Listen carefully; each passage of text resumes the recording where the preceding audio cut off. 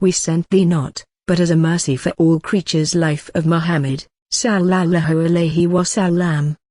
Last of the prophets ordained as a mercy unto mankind. Fazale Kareem.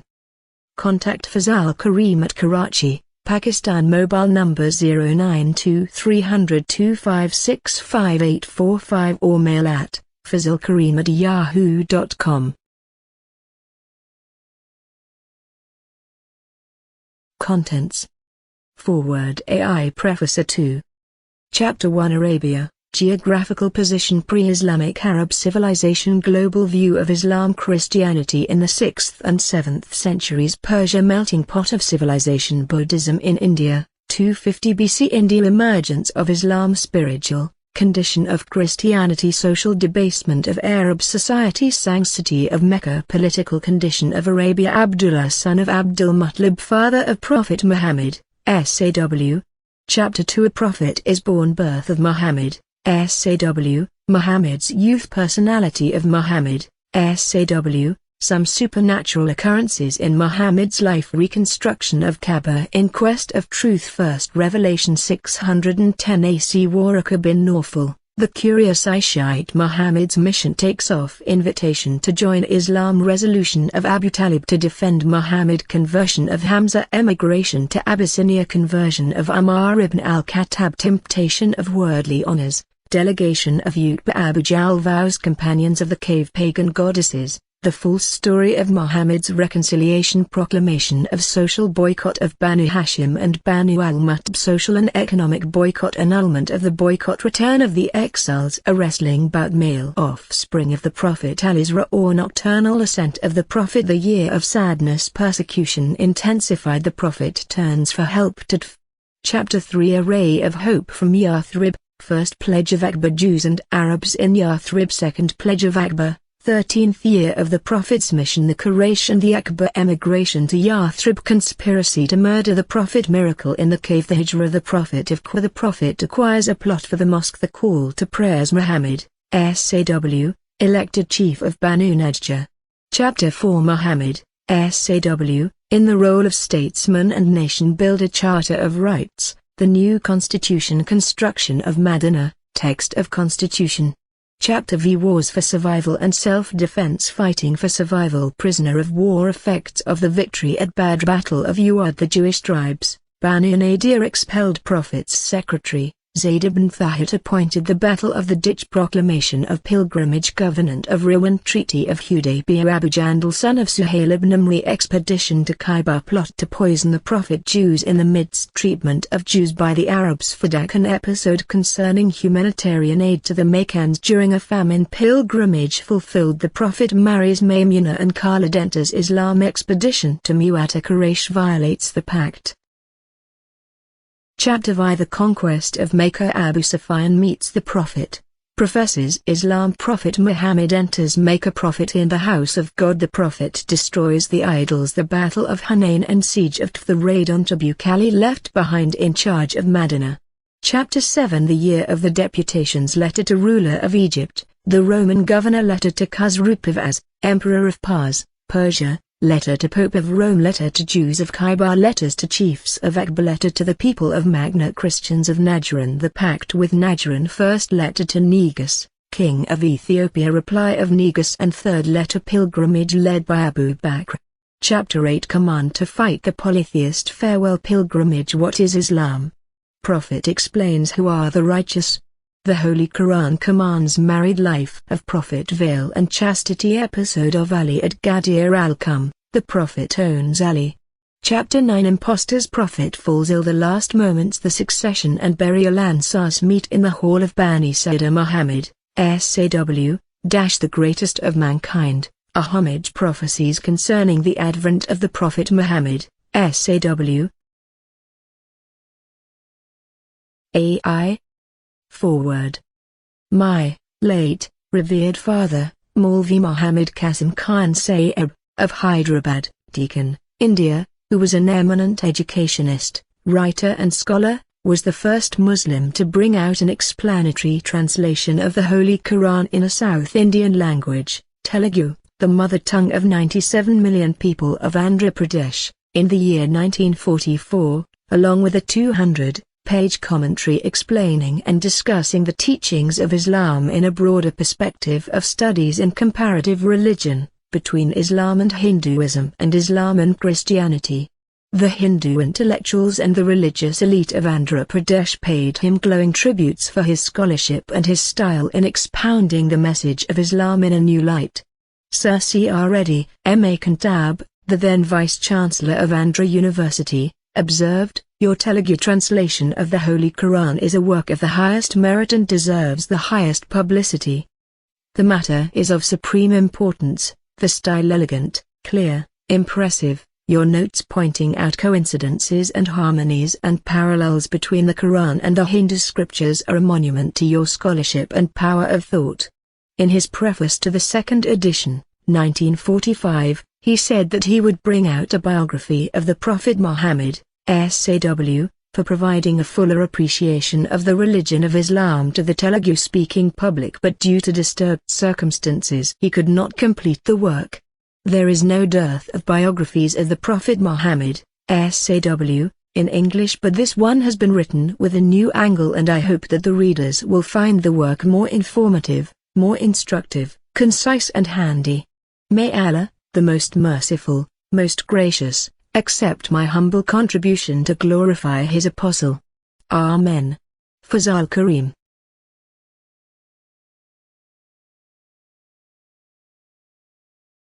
A2. Preface.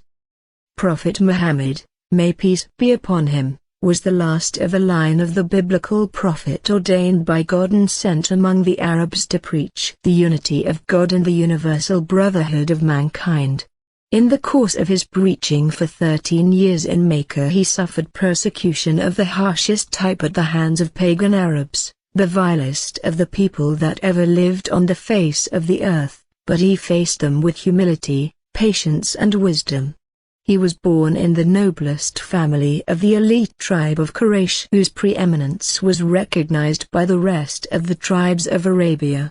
The Quraysh tempted him with all kinds of riches and what more, kingship over them, if only he ceased to condemn their gods and their idols which they and their forefathers had been worshipping.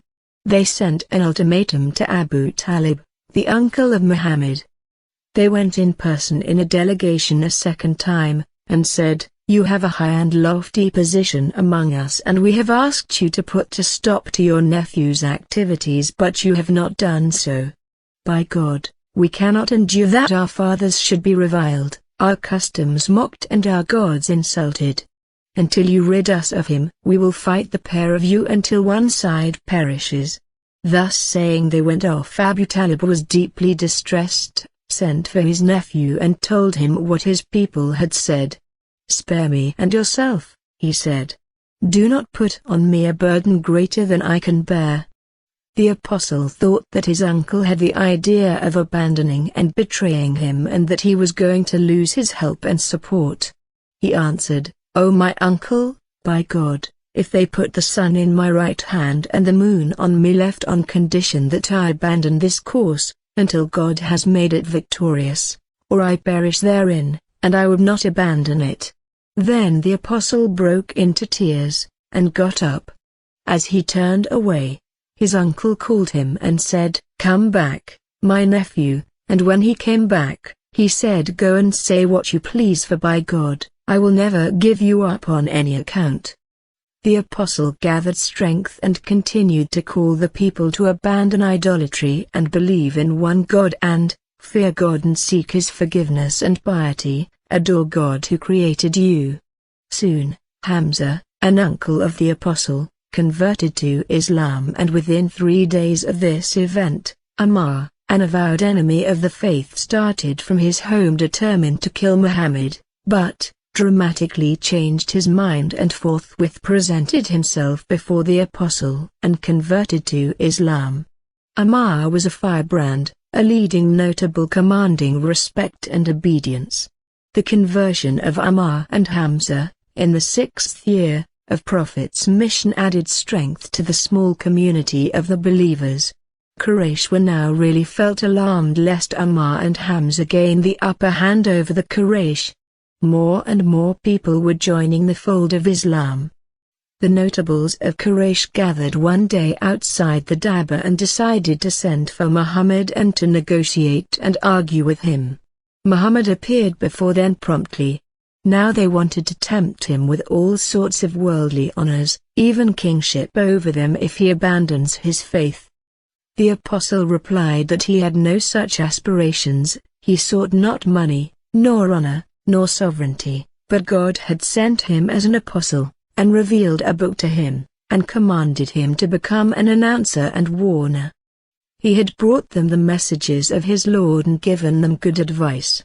If they took it, then they would have a portion in this world and the next. If they objected it, he could only patiently wait.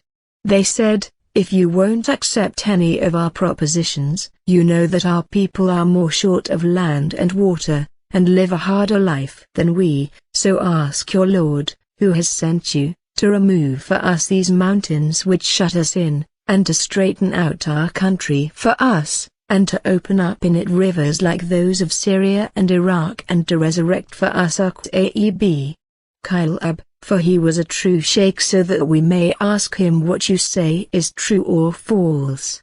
If they say that you are speaking the truth, and you do what we have asked you, we will believe in you, and we shall know what your position with God is, and that he has actually sent you as an apostle as you say." Muhammad replied that he had not been sent with such an object. He had conveyed to them God's message. They could accept it with advantage, or reject it and wait for God's judgment. Then they resorted to silly talk and taunting, asking him to seek something for himself instead of standing in the streets and work for his livelihood as they did, or let the heavens be dropped on them to reduce them to pieces, adding, "By God, we will not leave you in our treatment of you, until either we destroy you or you destroy us."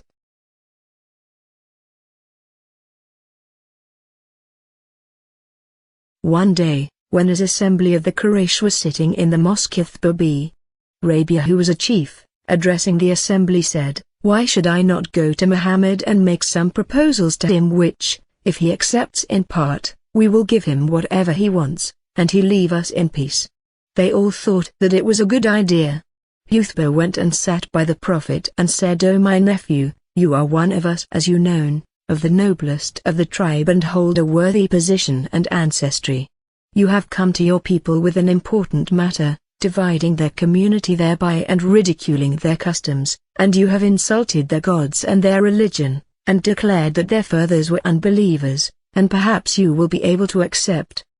The apostle agreed, and he went on, "If what you want is money, we will gather for you of our property so that you may be the richest of us. If you want honor, we will make you our chief so that no one can decide anything apart from you. If you want sovereignty, we will make you our king, and if this ghost which comes to you, which you see, is such that you cannot get rid of him, we will find a physician for you." The apostle listened patiently and then said, "Now listen to me." He recited some verses from the Holy Quran that were recently revealed, "In the name of Allah, most gracious, most merciful." Ha-Mim. 1. A revelation from Allah, most gracious, most merciful. 2. A book, whereof the verses are explained in detail. 3. A Quran in Arabic, for people who understand. 4. Giving good news and admonition, yet most of them turn away, and do they hear not. 5. They say, "Our hearts are under veils, concealed, from that to which thou dost invite us, and in our ears is deafness, and between us and thee is a screen, so do thou, what thou wilt, for us, we shall do what we will." 6. Say thou, "I am but a man like you, it is received to me by inspiration that your Allah is one Allah, so stand true to him and ask for his forgiveness, and woe to those who join gods with Allah." 7. Among his signs are the night and the day and the sun and moon. Adore not the sun and the moon, but adore Allah who created them, if it is him ye wish to serve. XLI, Sajda. After the recitation was over, he placed his forehead on the ground in prostration. Then, he said, "Thou hast heard what you have heard." Then the apostle continued to recite it to him. Uthbara turned to his companions. They noticed that his expression had completely changed and they asked what had happened. He said that he had heard words such as he had never heard before, which was neither poetry, spells nor witchcraft. "Take my advice and do as I do. I have heard will be blazed abroad. If other Arabs kill him, others will have riddled you of him. If he gets better of the Arabs, his sovereignty will be prosperous through him." They said, "He has bewitched you with his tongue." To which he answered, "You have my opinion, you must do what you think fit." Afraid to lay their hands on the notables, the Quraysh turned their anger on the hapless poor and the deprived, most of them slaves, and subjected them to harsh and unbearable persecution. So savage that some of them lost their lives as a result of beating and privations. Abu Bakr interceded for some and bought 7 of such most distressed slaves, of them being a woman subjected to serve and hard labor, and freed them all. Quite a few had lost their lives but none rescinded and turned away from the faith they chose. The Prophet was sorely distressed at the plight of the Muslims and advised them to immigrate to Abyssinia. 80 Muslims, left to take refuge in Abyssinia, led by Ja'far ibn Abi Talib, his cousin. It was during the 5th year of the Prophet's mission. Negus, the Christian king of Abyssinia, received them with kindness. The Quraysh rushed a deputation to get their extradition, but the king refused after giving them a fair hearing, and assured the Muslims of his continuous protection. In the 7th year of the Prophet's mission, the Quraysh formed a league to impose a social and economic boycott of the descendants of B. Hashim and B. Mutlab, to which the Prophet belonged. The deed was hung in the middle of the Kaaba to remind all the other Arab tribes of their nefarious obligation. The 2 tribes of B. Hashim and B. Mutlab, whose chief was Abu Talib, the uncle of Muhammad, had not joined the new faith but continued to protect his nephew in this hour of distress and trial, spoke of him with great admiration and appreciation of the sublimity of Muhammad's character and his divine mission, and asked B. Hashim and B. Mutlab to protect Muhammad against the Quraysh. The 2 clans of B. Hashim and B. Mutlab, both Muslims and the idolaters, concentrated themselves at one point for safety and security instead of living dispersed to become an easy target to the persecutors. They all shifted to the quarter of Abu Talib, the patriarch of the Kaaba, on the eastern skirts of Mecca. For over 2 years they bravely faced hardship and privation. During the sacred months when warfare is prohibited, Muhammad would go out and preach. They did not remain friendless altogether, for many from Quraysh and other tribes would secretly or even openly violate the ban and blockade supervised by the leaders of Quraysh.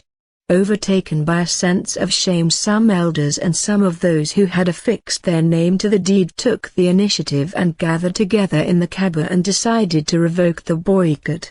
Abu Jahl and the other hostile leaders were looking on. The deed was brought out. It was found eaten up by moth, leaving only the name of God. In the 11th year of the Prophet's mission, Abu Talib, the venerable patriarch of Kaaba, the uncle and protector of Muhammad, fell ill and his condition was grave. The Quraysh were in a state of panic, fearing that Hamza, a brother of Abu Talib, and Ammar, a notable, both fearless and powerful, may not get the upper hand of the Quraysh. Now resolved themselves to visit Abu Talib at his deathbed, both as a mark of courtesy and evolve some sort of conciliation and compromise. The notables included Abu Lahab, the prospective claimant to the office of Abu Talib, Abu Sufyan, Utbah and Shayba, and they all went in a delegation. They said, "You know your rank with us, and now that you are at the point of death we are deeply concerned on your account. You know that the trouble that exists between us and your nephew, so call him and let us make an agreement that he will leave us alone and we will have ours." When Muhammad came, Abu Talib said, "Nephew, these notables have come to you that they may give you something and take something from you." Muhammad answered, "Yes. "You may give me one word by which you can rule the Arabs and subject the Persians to you." Abu Jahl said, "You, and 10 words." And Muhammad said, "You must say 3 is no God but Allah, and you must repudiate what you worship beside him." They clapped their hands and said, "Do you want to make all the gods into one God, Muhammad? That would be an extraordinary thing." Then they said to one another, "This fellow is not going to give us anything you want, so go and continue with the religion of your fathers until God judge between us." So saying, they all departed. Abu Talib died, and soon, Bibi Khadija, Raa, the wife of Muhammad, SAW, passed away. She was the first to proclaim her belief in the new faith and stood by her husband all her life throughout the turbulent years of his prophetic mission in Mecca. It was a year of mourning, 619 AC. The ancient Arabs had 7 temples, dedicated to the 7 planets. They also worshipped goddesses, 3 of them mentioned in the Holy Quran under the names, Al-Lat, Al-Uzza, and the planet Venus, the special idol of Mecca, Al-Manat, a sacred stone. There were also 360 idols, dedicated for each of the 360 days. About the moral and social depravity of the Arabs at the time to the advent of Muhammad, it can better be described in the words of Ja'far ibn Abi Talib, the leader of the Muslim emigrants, in the court of Negus, the king of Abyssinia. He said, "O king, we were in state of ignorance and immorality, worshipping idols, eating carrion, committing all sorts of iniquity. We honored no relative and assisted no relative or neighbor. The strong among us exploited the weak. Then God sent us a prophet, one of our own people, whose lineage, truthfulness, loyalty and purity were well known to us. He called us to worship one God alone and to repudiate all the stones and idols which we and our ancestors used to worship. He commanded us always to tell the truth, remain true to trust and promise, to assist the relative, to be good to neighbors, to abstain from blood and things forbidden, and to avoid fornication, perjury and false witness. He commanded us not to rob the wealth of the orphans and falsely to accuse the married women. He ordered us to worship God alone and never to associate any other being with him. To hold prayers, to fast and to pay zakat, the poor tax. Explaining the 5 pillars of Islam. We believed in him and what he brought to us from God and followed him in what he enjoined and forbade. Our people, however, tried to sway us away from our religion and persecuted us and inflicted upon us great suffering that we might re-enter into the immoral practices of old. As they vanquished and berated us unjustly and made life intolerable for us, we chose you and your country to live under your protection, justice and peace. Thereupon, the Negus asked, "Will you show us some of the revelations which your prophet claims to have come to him from God?" Ja'far said, "Yes," and recited to the Negus the verses from the chapter, Maryam, beginning from the following verses. Mary, therefore, pointed to the child as her only answer. Her people asked, "How can we inquire of the infant in cradle?" At this Jesus spoke, "I am the servant of God to whom he has given the book, and whom he has blessed and commissioned with prophethood, whom he has enjoined holding the prayer and giving the zakat as long as he lives. My mother is innocent and I am neither unjust nor evil. Peace be upon me on the day I was born, and the day I shall die, and on the day I shall be resurrected."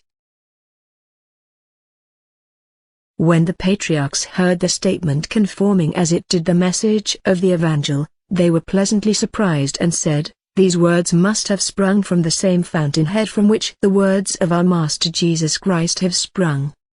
The obstinate pagans refused to listen to reason and convert to sanity and righteousness and continued to harass and humiliate the Prophet, and, in the 7th year of his ministry, they imposed a social and economic boycott on the Prophet and his clan, the B.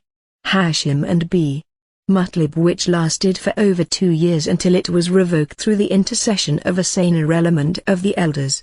At least, a ray of hope appeared when a small band of 12 of the proselytes from the city of Yathrib, Madinah, pledged their fidelity of the Prophet and entered the new faith, and then, the new faith had taken roots in Madinah. The following year, 622 AC, witnessed the blossoming of the new faith in Medina when 70 Muslims, representing the two major tribes, Aus and Khazraj, came in a body to Mecca on the occasion of the pilgrimage and pledged their fidelity to the Prophet and invited him to their city to live in peace and dignity and full freedom to preach, and they swore to defend him and the new faith, accepting all the risks involved. In the history of Islam, this event is called the Second Pledge of Aqaba. The Prophet recited several passages from the Holy Quran inviting all those present to the service of God and dwelt upon the blessings of the new dispensation. The former pledge was repeated, that they would worship none but God, that they would observe the precepts of Islam, that they would obey Muhammad in all that was right, and defend him and his, even as they would their women and children. And they said, if we die in the cause of God, what shall be our reward? Happiness in the hereafter was reply. Pertinently, one of them said, O Apostle, we have ties with other men, he meant the Jews, and if we sever them, perhaps when we have done that and God will have given you victory, you will return to your people and leave us? The Apostle smiled and said, nay, blood is blood and blood not to be paid for. I am of you and you are of me. I will war against them that war against you and be at peace with those at peace with you.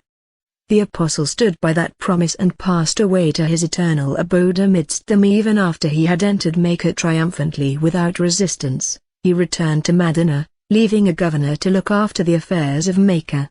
When the Quraysh came to know of the pledge and allegiance the people of Medina concluded with the Apostle, they decided to kill the Apostle. The mode decided upon was to choose from different families a number of courageous men, should sheathe their swords in the bosom of Muhammad simultaneously so that the responsibility of the deed might rest on all, rendering Muhammad's clan too weak to avenge it. When all was arranged, the Archangel Gabriel warned the Apostle.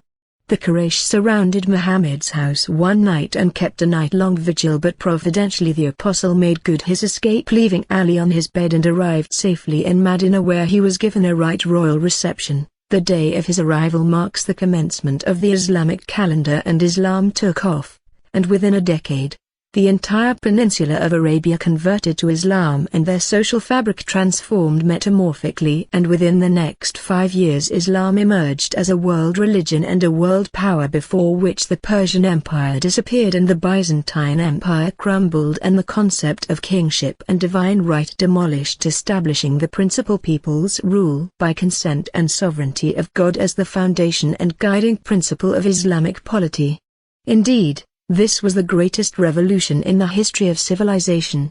Muhammad, SAW, did not claim miracles to establish his claim to prophethood. The only miracle he claimed was the literary excellence of the language in which the Quran delivered its message, its style and diction inimitable by humans, especially when the majesty and attributes of God are described, sublime and magnificent.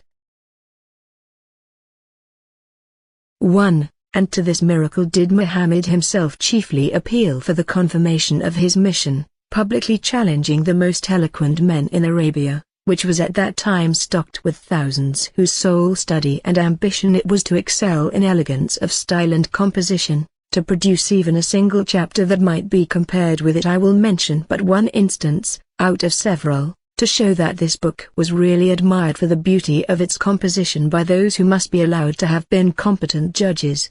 A poem of Labid ibn Rabia, one of the greatest wits in Arabia of Muhammad's time, being fixed up on the gate of the temple of Mecca, an honor allowed to none but the most esteemed performance. None of the other poets durst offer anything of their own in competition with it, but the second chapter of the Quran being fixed up soon after, Labid himself, then an idolater, on reading the first verses only, was struck with admiration, and immediately professed the religion taught thereby, declaring that such words could proceed from an inspired person only.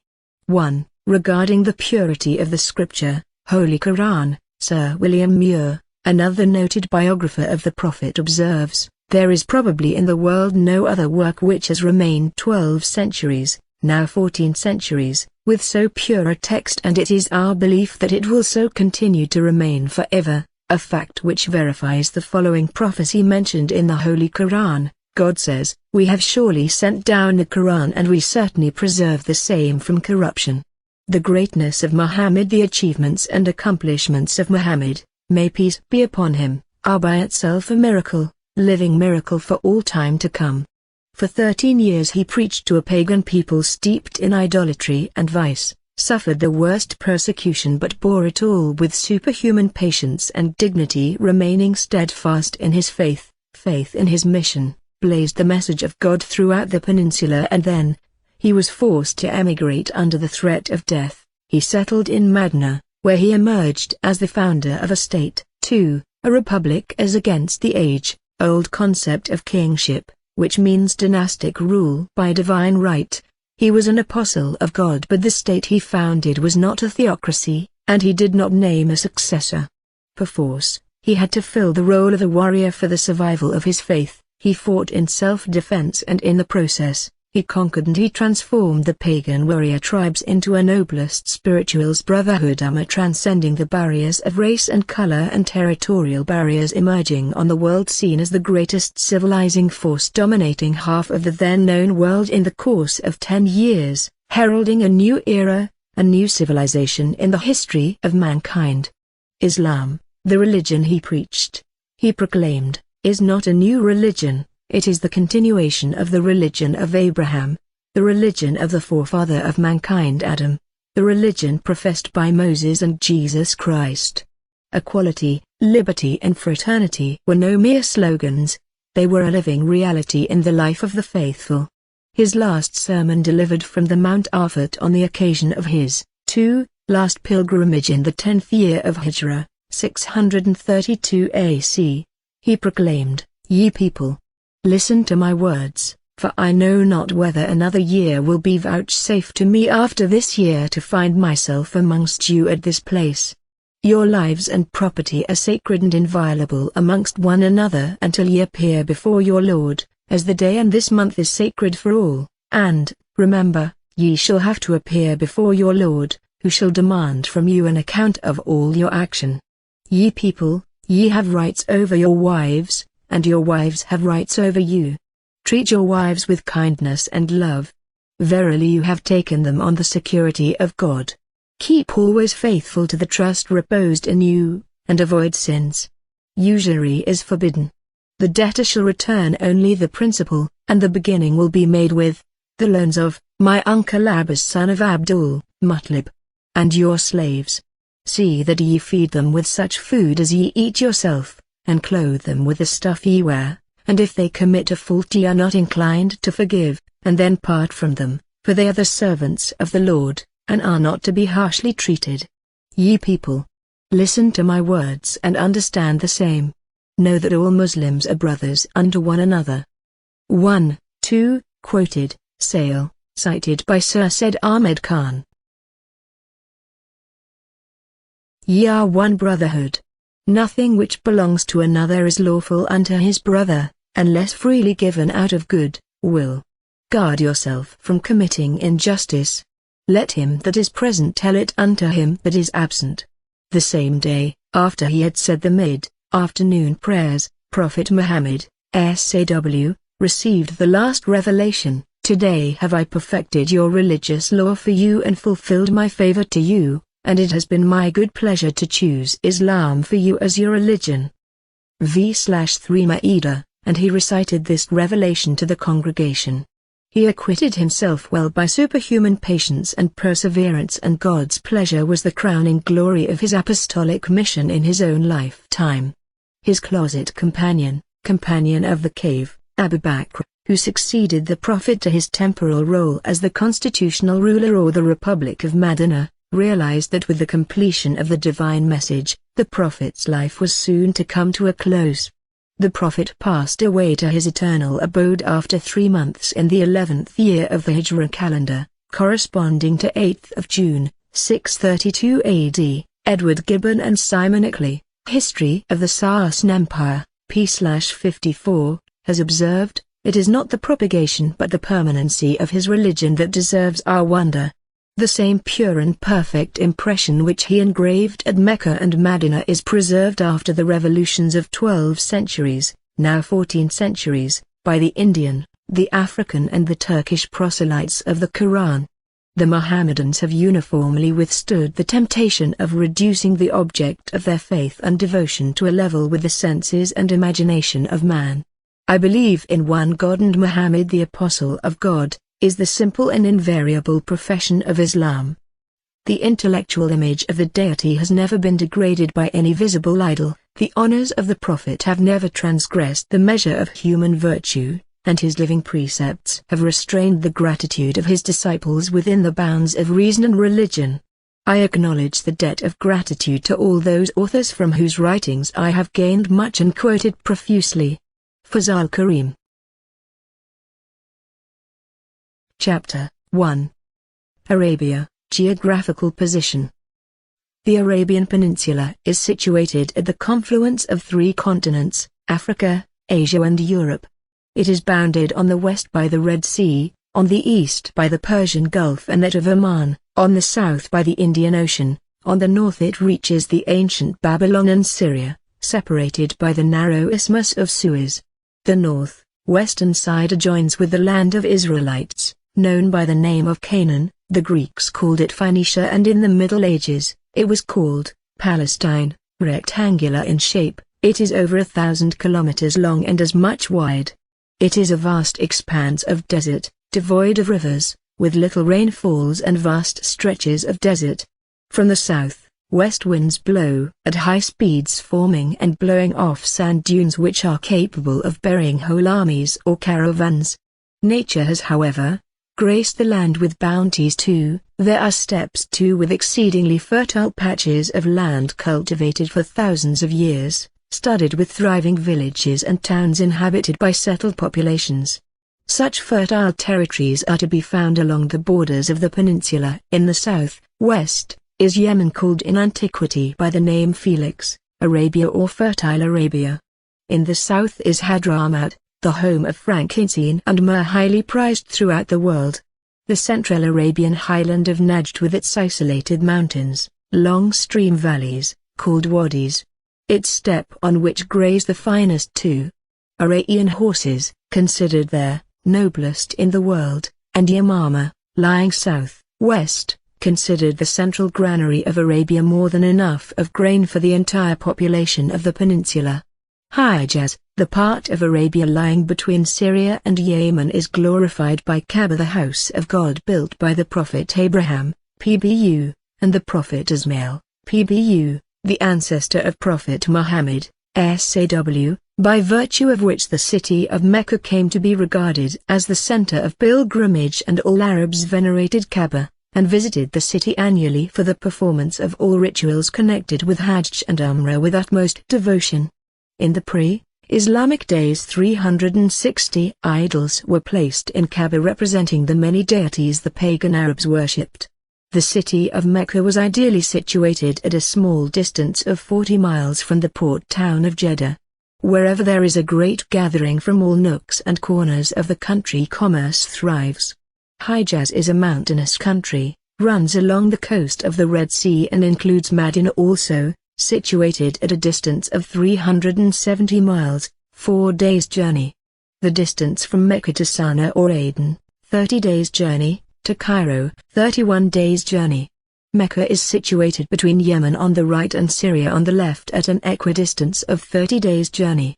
Travel and transportation of men and merchandise was by camel, and animal of prodigious strength and stamina which capable of taking a weight of a ton with ease, journeying without water for a week, is rightly called the ship of the desert. Distance between the main cities and trading centers are given above to provide a fairly good idea of the felicity and flow of commerce and communications between Mecca, situated in a desolate and barren basin. Arabs were great traders, and the Meccans particularly were adept in this art, trading with the outside world as far off as India through the ports of Aden and Jeddah. They had very good relations with Abyssinia. Mecca became the center of trade and commerce, and that brought riches and renown to the city. There was no organized state, every family was autonomous. Quraysh were the largest and the most powerful tribe, and they gained pre-eminence over the rest of the Arabs tribes by virtue of being the custodians of Kaaba, the first house of God, built by the Prophet Abraham and his son Prophet Ismail, the biblical prophet Samuel, Together, the patriarchal functions and custodianship vested in the family of Banu Hashim, its chief Abdul-Muttalib for the fifth generation, and Abdul-Muttalib was the grandfather of Muhammad, SAW, the Prophet of Islam. Islamic Arab civilization. Professor Joseph Hell, a German Orientalist, in a monograph, giving an account of the Arab civilization of the pre-Islamic era, says, 3. That Arabia was the original home of the Semites, in an opinion shared by many and, indeed not without good reason, that the old civilized Babylonia, as early as the 3rd millennium before Christ, received its ruling population from Arabia is another widespread belief, and innumerable inscriptions on the Arabian rocks testify to a civilization and a settled government there in pre-Christian times, not in any way inferior to any civilization and government of that age. Numerous inscriptions which, during the last 70 years, have been found on the ruins in South Arabia and which have been more and more thoroughly investigated tell us all of the existence of two kingdoms there in pre-Christian times. The long-maintained view that two kingdoms continued, side by side, till the late Grecian period is no longer sustainable in the face of the researches by Edward Glaser, which show that the kingdom of Ma'in was destroyed and absorbed that of Saba. Speaking of this kingdom, the oldest reports refer to its special indigenous produce, incense and myth, highly valued in Egypt, and to its felicitous position on the Red Sea, marking it from time immemorial, as a commercial center. We know, further, how it extended its influences up to Gaza on the Mediterranean, and how, all along right up to the sea, commercial stations and depots for storage of arms dotted the route. In all these respects the kingdom of Saba is scarcely distinguishable from that of Man, only the former assume a greater and greater prominence about the time when the position of the south-western portion of Arabia was becoming shaky and insecure in the world of commerce. The boat service introduced by the Ptolemies on the Red Sea did but little harm to the commercial interests of the Sabaeans in the north, for they continued as before to supply incense to all the great temples in Egypt. World-renowned was the wealth of Saba. The Abyssinians had accepted Christianity in the 4th century AC and in consequence received support and aid from the Eastern Roman Empire, Byzantine Empire with its capital at Constantinople, and they were the first foreigners to rule over Yemen. The Arabs and the very numerous Jews united to expel the Abyssinians with the help of the Persian Empire. It came for a while, under King Abu Nawas sometime. In 520 AC he converted to Judaism, and under the instigation of the Jews savagely persecuted the Christians, burning them alive. The Byzantine emperor was angered by the relentless persecution of the Christians and asked Negus, the king of Abyssinia, to rescue the Christians. Soon an Abyssinian army landed on the shores of Yemen under the command of Harith.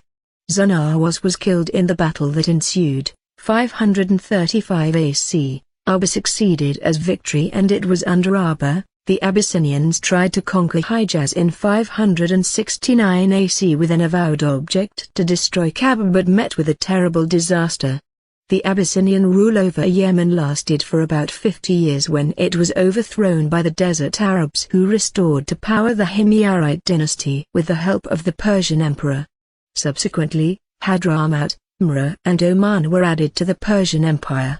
Yemen was now under a Persian governor and was taxed according to the Persian system, 570 AC. 3. Precisely as the Christian Abyssinian rulers sought alliance with the Byzantines, so the Arab, Jewish government sought the protection of the Persians, the then great pagan power. In the war that now broke out, Christianity triumphed and South Arabia became a fresh and Abyssinian province. 3. C. The Arab Civilization by Joseph Hell, translated by S. Kuda p/2. 3. Quoted from The Arab Civilization by Joseph Hell, p/6. The Persian, however, never lost sight of this rich portion of Arabia, and in 570 AC they felt that the time had come for an attack upon Yemen. In shining array the Arab folk, embittered against the Christian government, joined the Persian army, and thus, for the second time, the Abyssinians were driven out of South Arabia. South Arabia now received a Persian governor, and was taxed according to the Persian system. But as the Persians, more eager for a share in the wealth of the land than bent on setting up an oppressive rule, the inhabitants felt satisfied with the new order of things. Nevertheless, it meant loss of national honor. South Arabia was thus the gateway through which the two world powers, the Eastern Empire and Persian, entered into the Arabian Peninsula. In the North Syro-Arabian desert barred their passage, but there was no such hindrance in the south. Despite, however, close contact and the capacity of the South Arabians to assimilate culture, these powers failed to impress their stamp upon the South Arabian civilization. What civilization we find there, is their own unaffected indigenous civilization. In the long narrow strip of land in North Arabia facing the Persian Empire and the Byzantine Empire was the kingdom of Hira, situated on the Euphrates, capitulated to Arabs in 12 AH along with the ancient Babylon and Kiffa. Persian Empire was still rich and powerful, comprising within the whole of Persia, Bactria, most of Central Asian provinces, Iraq, Mesopotamia and Bactria, as also Sindh and Baluchistan. The Persian governor of Chaldee fought hard but was defeated with heavy losses. A global view of Islam at the outset of 6th and 7th century AD, Prophet Muhammad, SAW, is a historical person, every moment of his life, lineage, birth, adolescence and youth, first character up to the 40th year of his life, the circumstances of the first revelation and God's grace in choosing him as his messenger and prophet. 13 years of his preaching among the pagan Arabs of Mecca and success of his mission after many trials and tribulations, making the first phase of his ministry, and thereafter, his flight to Medina heralding the beginning of a new era and the ascendance of Islam in the next 10 years, establishing its supremacy over the whole of the Arab Peninsula and, in the following next 10 years, carrying its message and banner from the banks of Nile to the borders of China in the Far East, have been recorded in his lifetime in minute detail, and this is the hallmark of the Prophet of Islam in the entire history of religion in the world. But most regrettably, it is not so with Jesus Christ, whose life and teachings are lost in the midst of antiquity. Not even enough detail to fill a page could be found in spite of the best efforts of a whole band of eminent European Christian scholars known for their piety and labors. One such eminent scholar, M. Renan, in his Vida Jesus admits, for only with great difficulty can one arrive at so much as one page of history about the actual personage who was called Jesus. There does not appear any hint in the Old and the New Testaments of the Holy Bible. The very word Chris is not Hebrew name, it is derived from the Greek Christos. There appears no hint either in the Bible. What little we know is from the allusions to Isa, son of Mary, in the Holy Quran, on whom God bestowed the book, Injil, the book and wisdom, the law and the gospel, Surah 3/45-49, Holy Quran. The Muslims respect him as the most honored of the prophets, and it is incumbent on them to believe in his teachings. But the situation is that the Bible is translated not from the original Hebrew but Greek, and then into Latin, and then into English. The Bible, both the Old Testament and the New Testament, are not trustworthy, as has been admitted by the biblical scholars. _ 4, quoted from Islam and Christianity by Dr. F. R. Ansari, p/48. Christianity in the 6th and 7th century AD. Decline of the Roman Empire set in, 300 AD. The Senate was confirmed to the city of Rome, entrusting as associate, Constantine, who moved his capital to Greek city of Byzantium on the coast of the Black Sea, 330 AD, renaming it in his own honor, Constantinople. Thus, the Eastern and the Western Roman empires separated, and the Eastern Empire came to be the Byzantine Empire. Yet, Christianity had not taken the world by storm. At the time of the death of Jesus, there were scarcely 100 Christians converted from Judaism. The new faith was preached to the Gentiles, and it began to spread. In 324 AD, Emperor Constantine established Christianity as a state religion by an edict.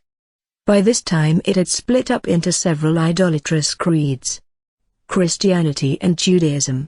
There were Zoroastrians who worshipped fire, but they never enjoyed political power. The Persian Empire was established by Cyrus in the 6th century BC. He united Media with Persia. Greek and Parthian ruled over Persia successively for 4 centuries until the native Sassanid dynasty took over in 242 AD. It comprised the whole of Persia, Bactria, besides Iraq and Mesopotamia, Central Asia to the borders of Tartary and India up to the Indus. An excerpt from A History of the Indian People by D.P. Singhal, p/133, will surely capture the imagination of the readers, which provides historical evidence that the people from Egypt to Central Asia were a unified whole in spite of the vast disparities, separated in distance and time.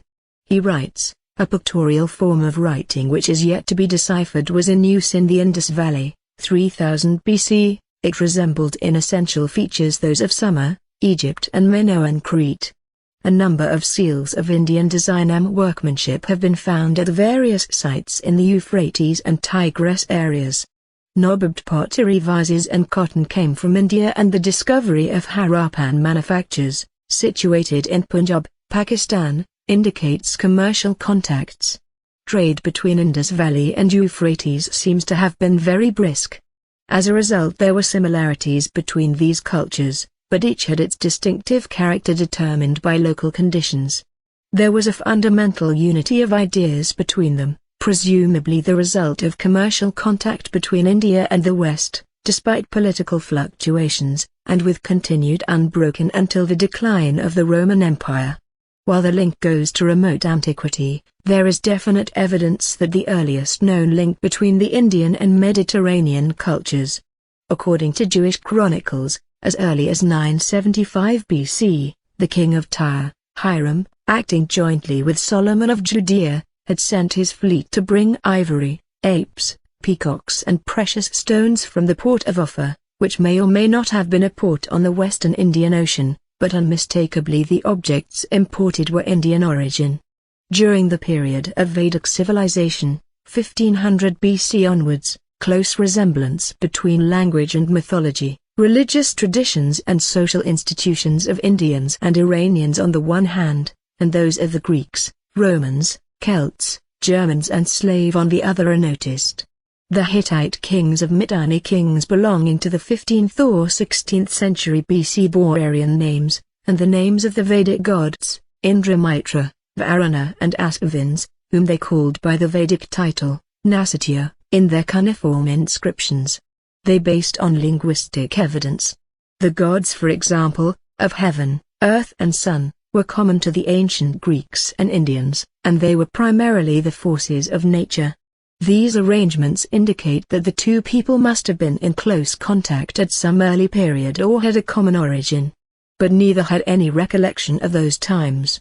They met in the 6th century BC as strangers within the Persian Empire, which at that time extended from Indus to Ionian Greece. Indeed, mankind's were one family in the beginning. Gautama Buddha. The founder of Buddhism was born in about 250 BC in the present-day Nepal. Son of a Scythian king, the Indians call him Sakya Muni. Buddhism is not a religion, it is a social order, and the Hindus dubbed him an atheist, Nastik. 273 to 232 BC. Asoka converted himself to Buddhism and extended royal patronage. Buddhism was a revolt against the Vedic religion and the caste system imposed by the Brahmanical religion. Buddha rejected the Vedas. He left no book. He was deeply moved by the suffering he perceived all around. He taught that the only way to triumph over suffering is through piety and attain nirvana, relief from the unending chain of birth and rebirth. His followers established different creeds and raised Buddha to godhood, his images adoring the temples. Harsha, 606–647 AD, was the second king who extended royal patronage. After the death of Harsha, Buddhists were persecuted and Buddhism eliminated and absorbed into the Hindu fold by recognizing Buddha as the incarnation of the Hindu god Vishnu. 1200 AD, India, the Gupta period, considered to be the Golden Age of India, had ended in 480 AD after 160 years of reign. The Huns invaded Persia and India in the 5th and 6th century AD. They had completely destroyed every vestige of Gupta period and the brilliant civilization that existed. In 606 AD Harshavardhan was able to drive out the barbarians and consolidate his rule, but he died young in 647 AD and India relapsed into anarchy and chaos and numerous petty kingdoms sprang up. With the death of Harshavar, Buddhism lost its royal patronage. Although Harshavar was not himself a Buddhist, he was partially prone and extended royal patronage. Brahmanism had grown stronger and Buddhists were ruthlessly persecuted. So much so that Buddhism was nearly exterminated. The Huns destroyed the Western Roman Empire and sacked Rome in 476 AD, and the Eastern Roman Empire stepped in as the heir of the heritage of Rome. The Emperor Constantine had adopted Christianity and established Christianity as the state religion in 324 AD. Thus, Christianity triumphed over his bitterest foe, Judaism. But on the spiritual plane, it was no gain. Sects in Christianity multiplied and Jesus Christ, who preached monotheism and condemned idolatry, was himself raised to sonship attributes divinity and ultimately, elevated to co-equal with his images adoring the churches. Emergence of Islam, arrival of the Prophet Muhammad, SAW, in Medina on September 27, 622 AD, which marks the commencement of the Hijra, signifies the ascendance of Islam as a world religion and a world power. Arabia was facing on its north two great and powerful empires, the Persian Empire and the Byzantine Empire, and they clashed in 624 AD when the Persian Emperor Khusro attacked the Byzantine Empire, occupied Egypt and Syria, sacked Jerusalem and carried away the Holy Cross. It was at this time that the Prophet Muhammad, SAW, foretold the victory of the Roman, Byzantine, Empire and the doom of the Persian Empire. His prophecy was fulfilled when the Romans rallied forth and liberated Jerusalem 7 years later in 630 AD. This prophecy coincided with the victory of Muslims over the Quraysh in the Battle of Badr. This fulfillment of the prophecy won many converts to Islam. Spiritual condition of Christianity at the time of the birth of the Prophet of Islam. Whilst the Prophet of Islam was yet an infant, one of the most virtuous emperor who ever ascended the throne of Byzantine was massacred, with his children and wife, with fearful tortures at the instance of a Christian monarch. The emperor, Justinian, was dragged from his sanctuary, and his 5 sons were successively murdered before his eye, and this tragic scene closed with the execution of the emperor himself. The empress and her daughters were subjected to nameless cruelties and then beheaded on the very ground which had been stained with the blood of the poor Emperor Maurice. The ruthless treatment meted out to the friends, companions of the imperial victim, serves as an index to the morality of the Byzantine Christians. Their eyes were pierced, their tongues were torn from the root, their hands and feet were amputated, some expired under the lash, others in the flames, others again were transfixed with arrows. A simple, speedy death, says Gibbon, was mercy which they could rarely obtain. The condition of Constantinople under Justinian, the Christian and the glorified legislator, is the best index to the demoralized and degraded state of society all over Christendom. Social debasement of the Arab society, social habits of the Arab in the pre-Islamic Arabia were simply revolting and shameful. They were addicted to drinking and gambling. Usury was widespread, adultery was not considered a vice. Prostitution was rampant and brothels were maintained. Sons would inherit fathers' wives and female infanticide was common and widespread. Tribal prejudices were strong and war was a sport of them. A most trivial incident could touch off a war and blood feuds could linger on for generations. Such was the state of their moral degradation. 5. RVC Bodley has attempted a general survey of the world at the time of the Prophet in his book The Messenger.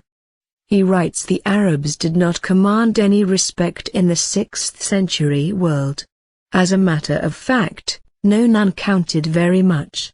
It was a moribund period when the great empires of Eastern Empire and Western Asia had already been destroyed or were at the end of their imperial careers. It was indeed the darkest spot, but it had its own peculiarities, geographical, climatic, social and political. 5. In this limited area of Central Arabian, the existence of the Triangle of Mecca, Taf, Medina seemed something providential.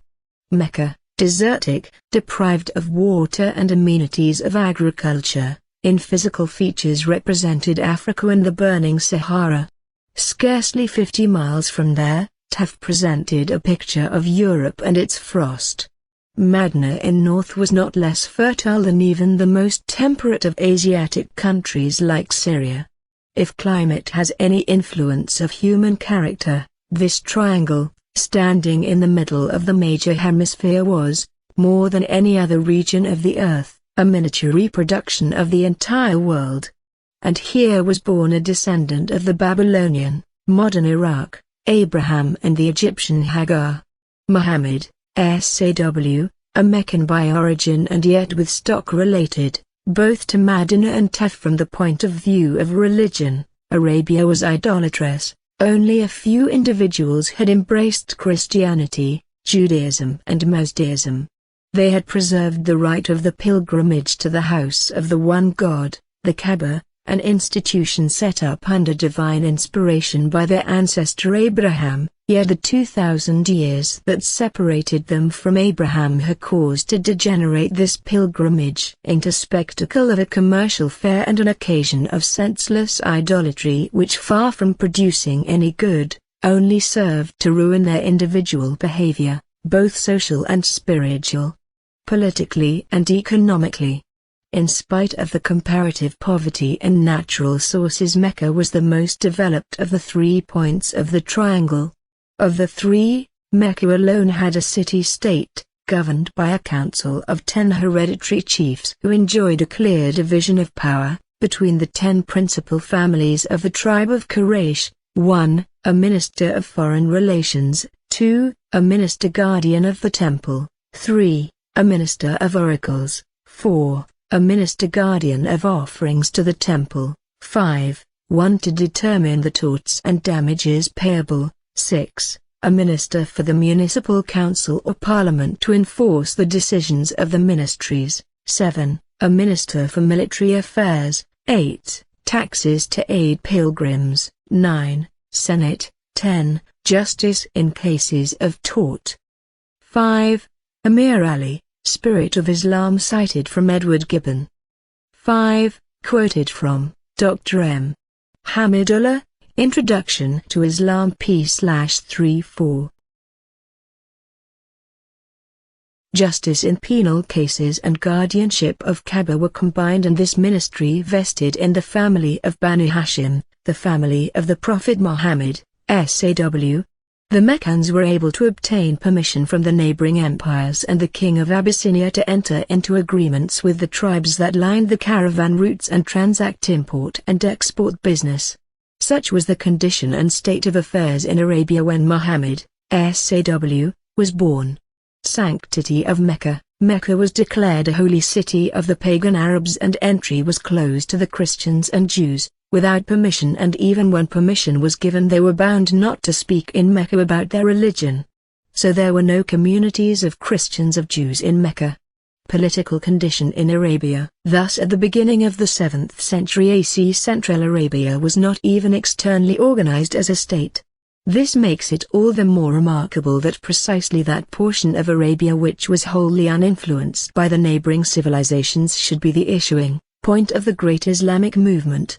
An ingenious theory explains the desiccation of Arabia as the causes which, in conjunction with the rise of Islam, led to the world historical revolution. The conditions of Inner Arabia, favorable to Islam, according to our present knowledge, may be thus summarized: corresponding to the double nature of the country, its inhabitants fall into groups, the settled and the nomadic. The contrast between the two, however, is not very acute. In many things the town folks betray their nomadic origin, and share the striking characteristics of the Bedouins. For instance, to suit the changing season, it is not rare for settled townsfolk to intimate and wander from one place to another. On the other hand, the nomads are no more gypsies who roam about for the sheer love of roaming. The lands which they occupy with their herds are always selected on account of their fertility and good pasturage, and wherever arable is found in the great steppes, there the nomadic cultivators settle, and, similarly, wherever a rich spring draws the shepherd and the caravan, there gradually grows up a market place, a village, even a town.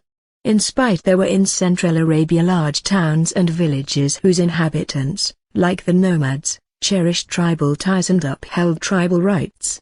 Simple indeed were the legal ideas of the Bedouin. The first and foremost was his right to personal freedom, and this, notwithstanding the tie of kinship which united the individual to the family, to a tribe, to the South or North Arabian group. Since time immemorial the struggle for existence in Arabia has centered round water and pasturage. These struggles destroyed the sense of national unity and developed an incurable particularism, each tribe deeming itself self-sufficient, and regarding the rest as its legitimate victims for murder, robbery and plunder. Blood money was set at about 100 female camels. Usually they called for blood of the offender, and when excitement became particularly great the blood revenge extended even to the members of the whole tribes to which the offender belonged.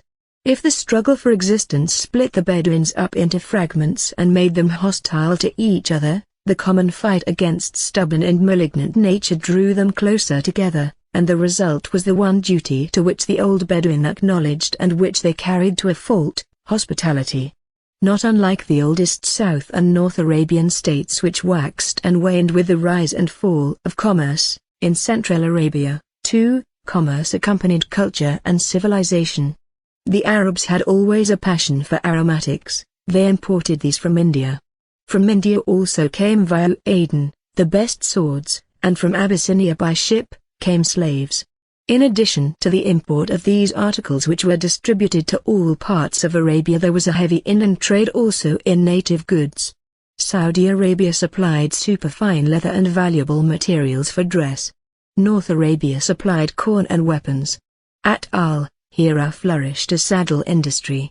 But how was trade possible amidst plunder and feud?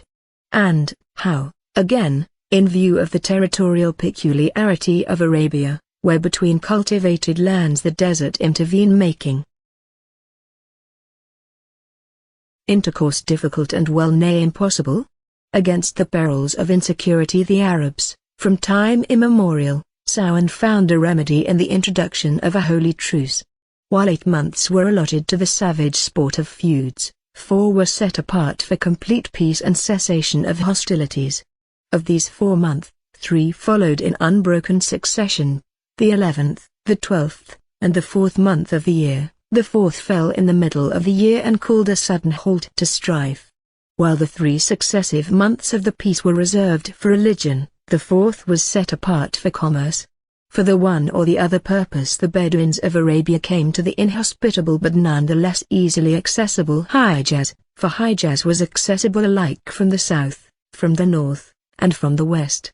Every tribe, in its own territorial limits, had one or several holy stones, trees or springs, sufficient to satisfy its religious needs. But as far back as memory can go, Hijaz has served as a meeting place of many tribes, and as such the sacred things there have borne the same relation as local things do to things national. This may well have been the reason why black stone in Mecca, set up in a cube-shaped building, called the Kaaba, acquired more and more spreading reputation, and the ceremonies connected therewith and the rest of the sacred things in Mecca a wider recognition. Abdullah, son of Abdul Muttalib, father of Muhammad, SAW, Abdul Muttalib, the guardian of Kaaba, was 70 years old when Abu arrived in Hijaz with a vowed intention of destroying the Kaaba, and his son Abdullah was 24 years. Abdul Muttalib visited the chief of the tribe of Zora, and asked for the hand of his daughter Amina for his son Abdullah. The marriage was solemnized, and according to the Arab custom, Abdullah lived for a few days with bride's family in Medina. Soon after the marriage, Abdullah left for Syria on a business trip, and in the meantime, Amina moved to Mecca. At the time of Abra's march on the city of Mecca determined to destroy Kaaba, Abdullah was away on his business errand. Amina was pregnant. Mecca was delivered from sacrilege by the Abyssinian army. The caravan returned from Syria, but Abdullah had not returned. After anxious inquiries, Abdul Muttalib dispatched his eldest son Harith to Medina to accompany his ailing brother Abdullah. When Harith arrived in Medina, he learnt that Abdullah had expired after a brief illness and was buried. This was a great tragedy for Amina. A few months after this tragedy she gave birth to Muhammad, SAW. Thus Muhammad was born an orphan. When she delivered her son, she named her son Ahmad. Abdul Muttalib was overjoyed to learn of the birth of grandson. He took the infant to Kaaba and after prayers, he named him Muhammad, the Praised One. According to the custom among the noble families of Mecca, he was entrusted to Halima, for suckling. Halima belonged to the tribe of Banu Sa'd, a tribe who are known for their chaste speech. Halima was happy for she found that the infant brought her luck and prosperity. Muhammad, SAW, lived in the care of his nurse for 2 years in the first instance and then extended to another 2 years. After 5 years of life in the desert among the Banu Sa'd, Muhammad, SAW, returned to his mother Amina. Abdul Muttalib loved his grandson dearly. His mother took him to Medina to show him to her brothers, the Banu Najjar. Amina must have shown the lad his father's grave. When he grew up, Muhammad would tell his companions his reminiscences of his boyhood in the household of his uncles. Amina stayed for a month in Medina, but on her return journey to Mecca, she died on the way at the village of Abwa, 23 miles south of Medina. The bereaved child was brought to Mecca.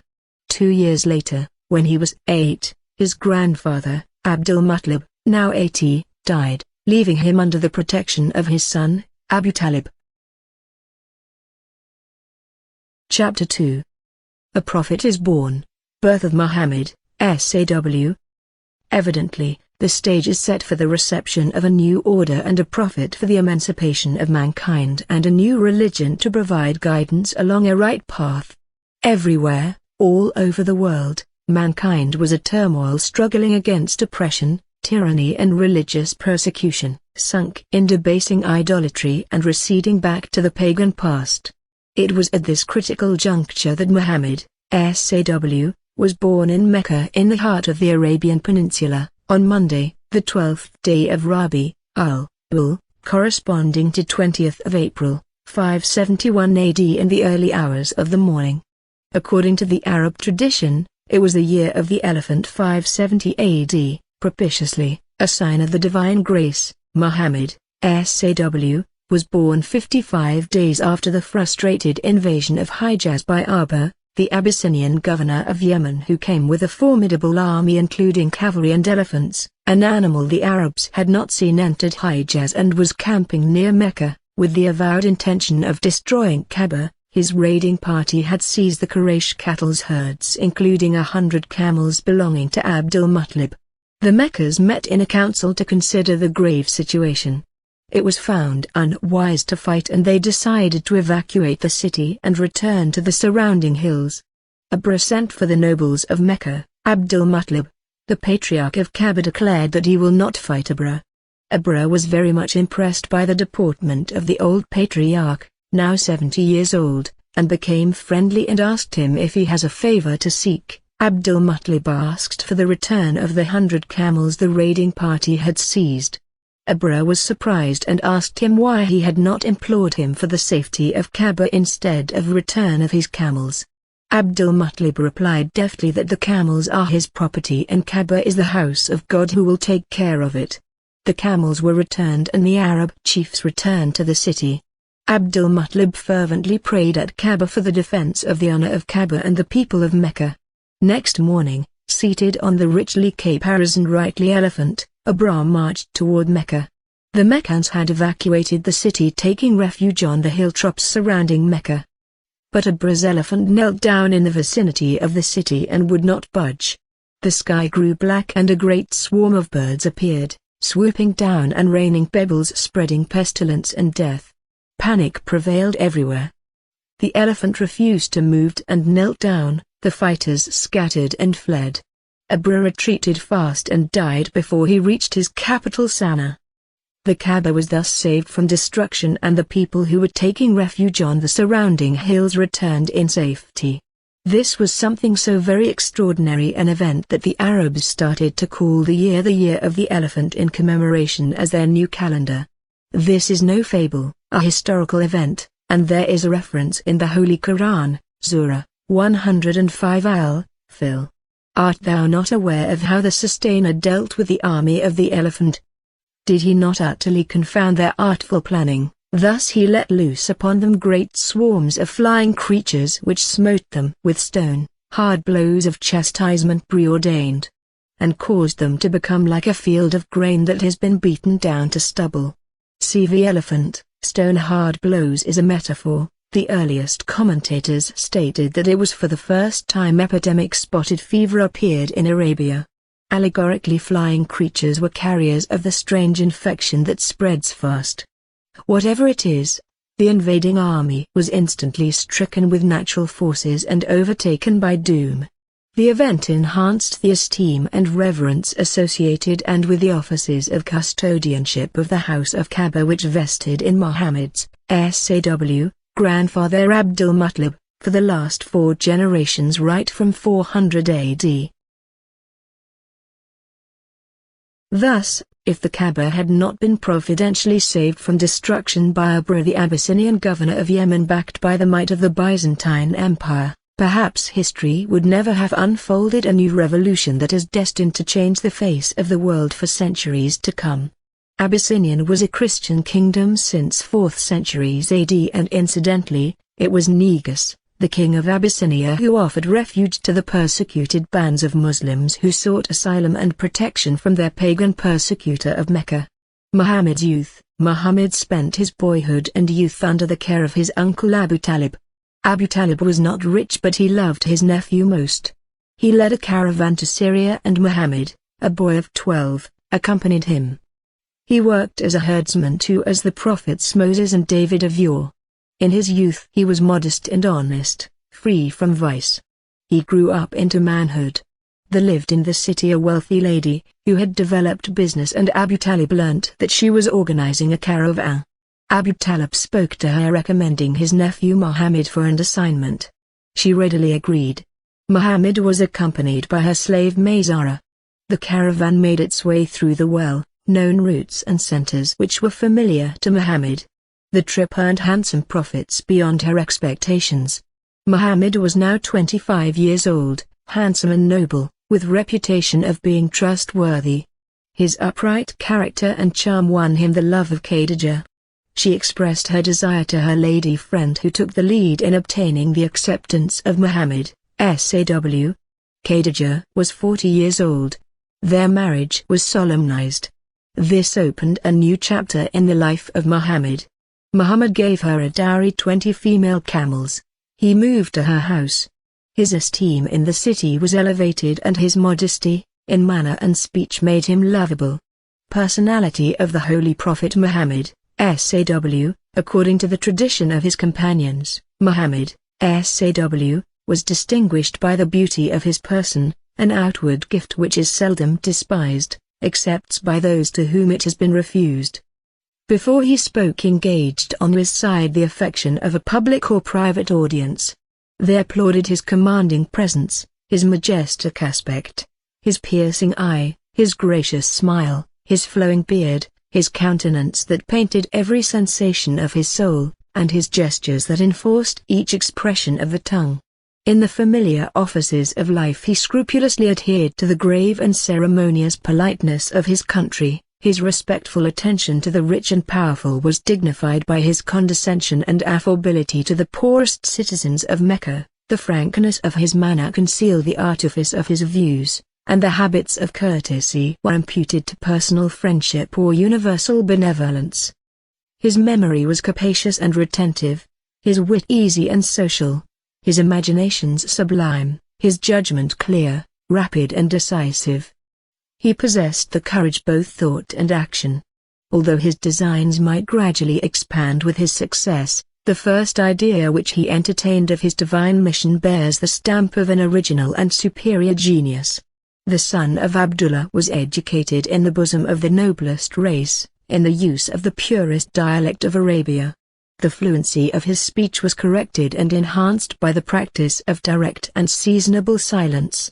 With these powers of eloquence, Muhammad was illiterate. His youth had never been instructed in the arts of reading and writing. The common ignorance exempted his from shame or reproach, but he was reduced to a narrow circle of existence, and deprived of those faithful mirrors which reflect to our mind the minds of sages and heroes.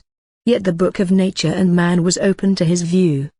He compares the nations and the religions of the earth, discovers the weakness of the Persian and Roman monarchies, beholds with pity and indignation the degeneracy of the times, and resolves to unite less than one God and one king, the invincible spirit and primitive virtues of the Arabs. Our more accurate inquiry will suggest that the temples of the East, the two journeys of Muhammad, SAW, into Syria were confined to the fairs of Bosra and Damascus, that he was only 13 years of age when he accompanied the caravan of his uncle, and that his duty compelled him to return as soon as the disposal of the merchandise Khadijah. 6. Quoted from Edward Gibbon, Decline and Fall of Roman Empire Volume V, Traditionalist cited is Abdul Fida. p/233-34. In these hasty and superficial excursions the eye of genius might discern some objects invisible to his grosser companions, some fruits of knowledge might be east upon faithful soil, but his ignorance of the Syriac language must have checked his curiosity, and I cannot perceive in the life or writing, sayings, of Muhammad, SAW, that his prospect was far extended beyond the limits of the Arabian world. Muhammad, SAW, was unlettered. The Holy Quran refers to him as Ummi, meaning unlettered.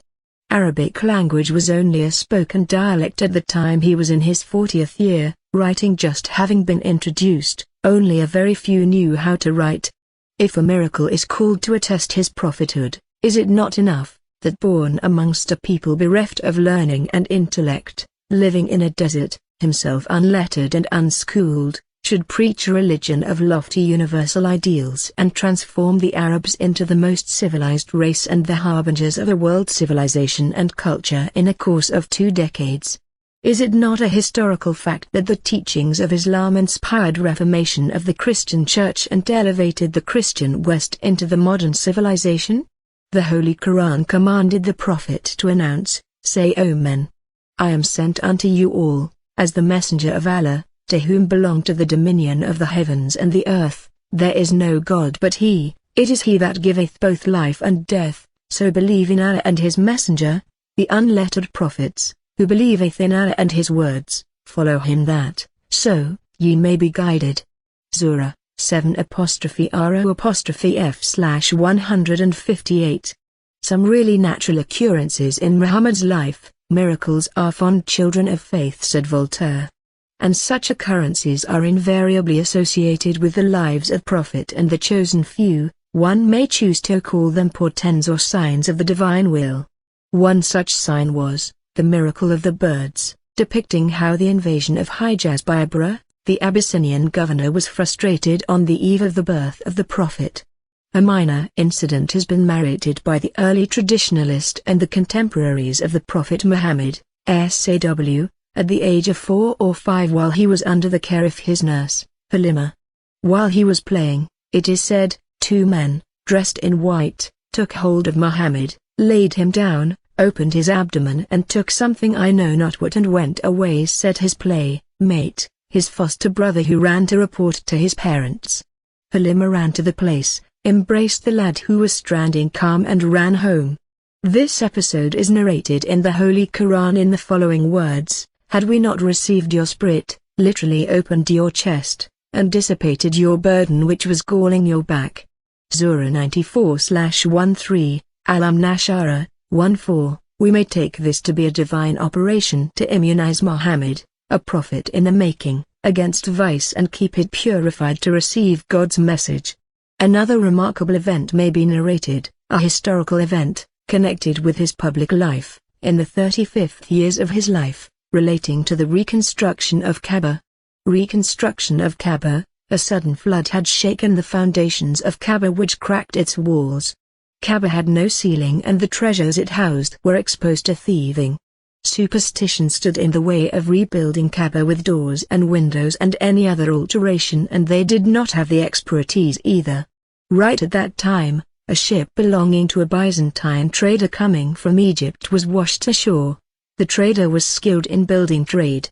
The Meccans contacted him and obtained his services for the reconstruction of the building, with an Egyptian captain assisting him. Below the walls were found green stones which they decided to use for the foundations, and brought blue stones to the site from the surrounding hills. Everyone volunteered his services, and Mohammed, SAW, also volunteered to carry the stones to the site.